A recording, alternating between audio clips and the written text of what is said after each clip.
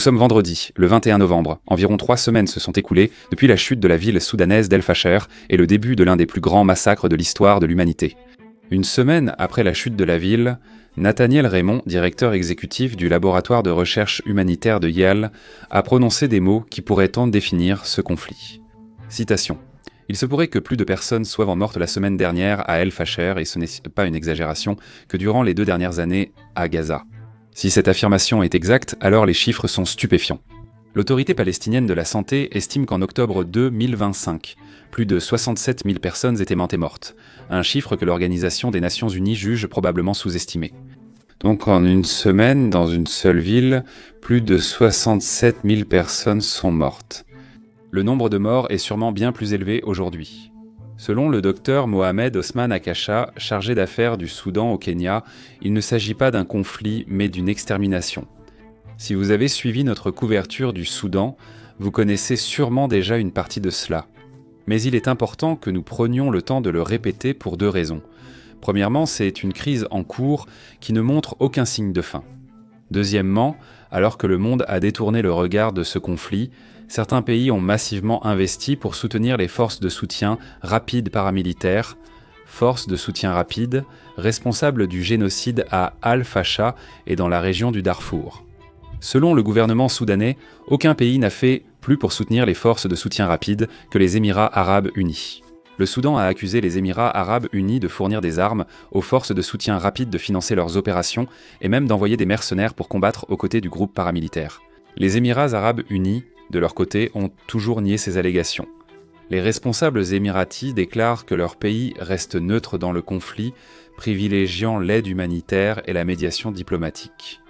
Les 2 camps ayant des récits opposés, il faut se demander quelles preuves existent que les Émirats arabes unis financent les forces de soutien rapide. Pourquoi les Émirats arabes unis financeraient-ils les forces de soutien rapide? Et, peut-être plus important encore, les Émirats arabes unis sont-ils le point de pression crucial qui pourrait apporter la paix au Soudan? Preuves. D'accord, abordons notre première question. Existe-t-il des preuves que les Émirats arabes unis soutiennent les forces de soutien rapide? Et la réponse courte à cela est oui. Les preuves sont en fait accablantes, et elles proviennent d'un large éventail de sources, tant du Soudan que du monde entier. Tout d'abord, il y a la presse. Le 10 août 2023, à peine 4 mois après le début de la guerre, le Wall Street Journal a publié une exclusivité fracassante. Un avion cargo des Émirats arabes unis, censé livrer de l'aide au Soudan, a atterri en Ouganda, où les responsables ont découvert des armes au lieu de la cargaison attendue. Les responsables ougandais indiquent que l'avion a pu poursuivre vers l'est du Tchad. Leurs supérieurs leur ont ordonné d'arrêter d'inspecter les vols en provenance des Émirats arabes unis avec escale. Un mois plus tard, le New York Times a révélé que les Émirats arabes unis menaient une opération secrète pour soutenir les forces de soutien rapide. D'après ce rapport, les Émirats arabes unis livraient aux forces de soutien rapide armes puissantes et drones. Ils soignaient les combattants blessés et évacuaient par avion les cas les plus graves vers l'un de leurs hôpitaux militaires. Le Times a aussi rapporté que l'opération se trouvait dans une ville isolée au Tchad, dotée d'un hôpital et d'un aérodrome. Des images satellites et des discussions avec des responsables, notamment américains, ont montré que des avions cargo des Émirats atterrissaient presque chaque jour sur l'aérodrome depuis juin. Nous avons choisi de présenter ces histoires pour 2 raisons. D'autres médias avons déjà exploré la relation entre les Émirats arabes unis et les forces de soutien rapide. Ce sont parmi les premiers exemples que nous avons pu trouver où la presse grand public accuse directement les Émirats arabes unis d'armer les forces de soutien rapide. Elles ont aussi révélé une caractéristique de la stratégie des Émirats arabes unis au Soudan, utiliser d'autres pays comme intermédiaires et points de transit pour préserver une dénégation plausible. Après ces 2 articles, d'autres médias comme le Daily Nation du Kenya, Middle East Eye au Royaume-Uni et Bellingcat ont publié des enquêtes détaillées, corroborant et développant ces découvertes. Nous ne pouvons pas discuter de chaque point, sinon la vidéo durerait 6 heures, mais nous voulons en aborder un autre. En octobre, Middle East Eye a publié un article explorant les opérations des Émirats arabes unis dans la ville portuaire somalienne de Bosaso. L'article affirme que, depuis 2 ans, les Émirats arabes unis ont fait transiter des centaines de milliers de conteneurs, dont certains signalés comme dangereux, par le port. Il affirme aussi que des mercenaires colombiens recrutés par les Émirats arabes unis pour aider les forces de soutien rapide ont bâti une base dans la ville, avec un hôpital où ils soignent les blessés soudanais. Abdullahi, un haut commandant maritime à l'aéroport de Bassasso, a déclaré à The Eye, et nous allons le citer ici. Je me souviens d'un avion transportant des soldats blessés qui a atterri à l'aéroport de Bassasso, la porte étant tachée de sang. Loin de la presse, examinons les preuves présentées par la communauté internationale. En 2023, un groupe d'experts de l'Organisation des Nations Unies a enquêté sur les accusations de soutien des Émirats arabes unis aux forces de soutien rapide. Après discussion avec des sources au Tchad et au Darfour, ils ont conclu que les forces de soutien rapide recevaient plusieurs fois par semaine armes et munitions des Émirats arabes unis. Les cargaisons arrivaient à l'aéroport d'Amjaras au Tchad, puis étaient acheminées par route vers les positions des forces de soutien rapide. Amnesty International a récemment apporté de nouvelles preuves de l'implication des Émirats arabes unis dans la guerre. En analysant des photos et des vidéos montrant les conséquences des attaques des forces de soutien rapide, les chercheurs d'Amnesty ont découvert que le groupe paramilitaire utilisait des bombes guidées chinoises Guided Bomb 58 et des obusiers AH 4 de 155 mm. C'est la première fois que les bombes Guided Bomb 58 sont utilisées activement dans un conflit mondialement. Les armes sont fabriquées par la Société de défense publique chinoise et vendues à l'Arabie saoudite, qui les fournit ensuite aux forces de soutien rapide. Avec toutes ces preuves, on peut dire sans risque que les Émirats arabes unis ne sont pas seulement impliqués dans le conflit. Il est sans doute le principal facilitateur du massacre à El Fasher. Et cela nous amène à notre deuxième question. Pourquoi les Émirats arabes unis font-ils cela ? Et nous allons y répondre. Pourquoi ? Donc chaque fois que cette question est posée, la réponse qui revient invariablement, ce sont dans les ressources naturelles, et cela pour une bonne raison. Le Soudan dispose de vastes gisements de charbon, essentiels à son économie et à la guerre. Suite à la sécession du Soudan du Sud en 2011, le Soudan a perdu environ 75% de son pétrole et 90% de ses recettes en devises.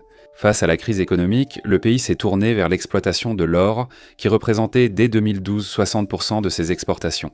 L'or compte pour 70% des exportations du Soudan et sa production est passée de 41,8 tonnes en 2022 à 64 en 2024. Aujourd'hui, la plupart de cet or est extrait dans des zones tenues par les forces de soutien rapide.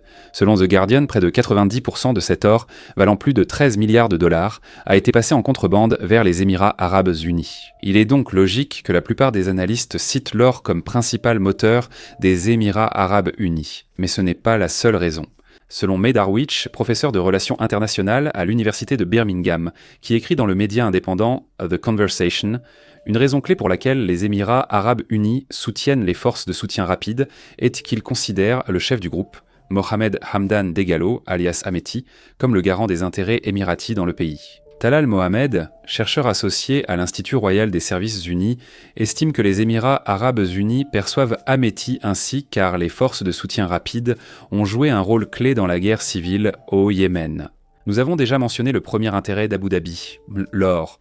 Leur autre intérêt est l'agriculture. L'eau étant rare et les terres arables limitées, les Émirats arabes unis importent plus de 90% de leur nourriture, ce qui n'était pas idéal. Depuis la crise alimentaire de 2007, les Émirats arabes unis ont fait de la sécurité alimentaire une priorité et accru leurs investissements dans des terres agricoles à l'étranger. D'après GRAIN, Organisation internationale du secteur agricole, des entreprises émiraties contrôlent aujourd'hui des terres agricoles en Algérie, au Brésil, en Italie et en Espagne. Le Soudan est au cœur de la stratégie agricole d'Abu Dhabi depuis les années l'Est et 1970, lorsque le président Jafar Nameri avait promis que le pays deviendrait le grenier à blé du monde arabe en échange d'investissements du Golfe. Après l'indépendance du Soudan du Sud en 2011, les investissements émiratis dans l'agriculture soudanaise ont augmenté, poussant Khartoum à chercher de nouveaux revenus. Deux entreprises émiraties, International Holding Company, la plus grande société cotée de dépotée du pays, et Janan Investment exploitent plus de 500 km² dans le nord et prévoient d'étendre leurs terres agricoles à plus de 1600 km². Cette superficie dépasse celle de la ville d'Abu Dhabi. qui fait 972 km². Outre l'agriculture, les Émirats arabes unis s'intéressent au littoral soudanais de 700 km sur la mer Rouge, un point stratégique où transite un tiers du trafic mondial de conteneurs entre l'Asie et l'Europe via le canal de Suez. Pour les Émirats arabes unis, contrôler les ports de ce corridor permet de maîtriser le flux de marchandises et d'accroître leur influence économique et politique en tant que centre mondial de logistique et de commerce. Les Émirats châtés ne sont pas seuls à vouloir profiter de la guerre au Soudan pour accroître leur influence en mer Rouge. L'Iran cherche aussi à développer son réseau de groupes alliés au Soudan. Comme l'a expliqué Alex de Waal, expert du Soudan et directeur de la World Peace Foundation à Middle East Eye, les côtes soudanaises de la mer Rouge sont la clé de plus de 60% du commerce mondial. En créant l'instabilité au Soudan, les Émirats arabes unis cherchent à contrôler ces côtes. Amgad Fareid El-Tayeb, analyste et ex-conseiller principal du Premier ministre soudanais Abdallah Hamdok, partage cette analyse. Il a déclaré à Middle East Eye que cette stratégie n'est pas nouvelle pour les Émirats, qui ont déjà poursuivi des objectifs similaires au Yémen, à Djibouti et en Somalie, entre autres. Il y a aussi une dimension idéologique qu'il ne faut pas négliger. Les forces armées soudanaises entretiennent-ils depuis longtemps des liens avec l'islam politique, remontant à la présidence d'Omar el-Béchir. Ces liens se sont révélés cruciaux lorsque les forces islamistes ont aidé les forces armées soudanaises à reprendre Khartoum plus tôt cette année. Pour les Émirats arabes unis, qui se présentent comme un rempart contre l'islamisme au Moyen-Orient et en Afrique du Nord, ces liens rendaient les forces armées soudanaises peu fiables. En soutenant les forces de soutien rapide, Abu Dhabi pourrait instaurer un gouvernement opposé à l'islam politique. En soutenant les forces de soutien rapide, les Émirats arabes unis disposent d'une plateforme pour projeter leur puissance. Selon Talal Mohamed dans Foreign Policy, la rivalité avec l'Arabie saoudite, alliée aux forces armées soudanaises, a fait de cette guerre un conflit par procuration, chaque pays cherchant à dominer la région. Cette rivalité régionale reflète un changement plus large dans la dynamique du pouvoir mondial, où des puissances moyennes, comme les Émirats arabes unis, ne se contentant plus d'opérer dans l'ombre des superpuissances traditionnelles. Au contraire, elles se taillent leur propre sphère d'influence, et le Soudan est devenu le dernier champ de bataille dans cette lutte multipolaire pour la domination. Les vières. Enfin, venons-en à la dernière question. Le monde peut-il exploiter le financement des forces de soutien rapide par les Émirats arabes unis pour instaurer la paix au Soudan ? La réponse, comme souvent en géopolitique, est que cela dépend. Voici pourquoi. Les observateurs du Soudan estiment qu'une paix durable passe par la réunion des parties belligérantes pour négocier une trêve acceptée par tous. Pour l'instant, cela paraît peu probable. Le conflit est dans l'impasse. Les deux camps retranchés restent convaincus qu'une victoire militaire reste possible. En conférence de presse, le Dr Akasha, chargé d'affaires du Soudan à Nairobi, a déclaré à la British Broadcasting Corporation que les forces armées soudanaises cesseraient les combats seulement si les forces de soutien rapide étaient démantelées, désarmées et que leur chef soit tenu responsable. Je le cite, « Je n'ai aucune information sur une trêve. Tout ce que je sais, c'est que le gouvernement et le peuple soudanais sont déterminés à vaincre cette milice. Il est peu probable que les forces de soutien rapide déposent volontairement les armes après leur victoire à El Fasher, condamnant ainsi le Soudan à une guerre d'usure durable. Si aucune partie ne veut faire de compromis, comment les amener à négocier ? En coupant leur soutien extérieur, sans armes, argent ni aide logistique étrangère, les forces armées soudanaises et les forces de soutien rapide seraient forcées de négocier. Et voici pourquoi nous avons dit que cela dépend. Il est très facile pour nous de dire que les acteurs étrangers qui influencent la guerre devraient retirer leur soutien. Après tout, nous ne sommes qu'une chaîne YouTube et le plus grand différend géopolitique auquel nous devons faire face, c'est parfois un procès frivole de la Somalie. Cependant, les chances que les acteurs étrangers retirent leur soutien sont assez faibles. Comme montré avec les Émirats arabes unis, chaque pays impliqué dans cette guerre a ses propres objectifs, et il serait très difficile de les faire renoncer à leurs intérêts sans forte pression diplomatique ou concession compensatrice.